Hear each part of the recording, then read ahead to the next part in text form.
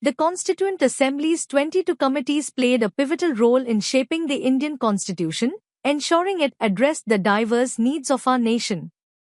These committees were divided into two categories, major and minor.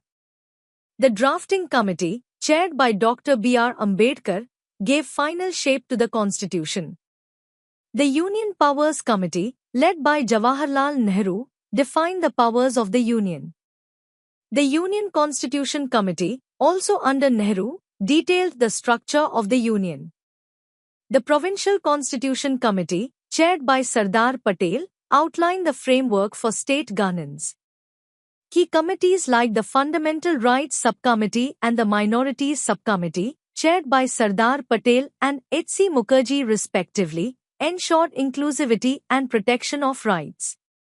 The Advisory Committee, also under Patel, unified diverse opinions. These committees deliberated on every aspect, laying the foundation of a democratic, secular, and just India. Their collective effort embodies the spirit of our Constitution.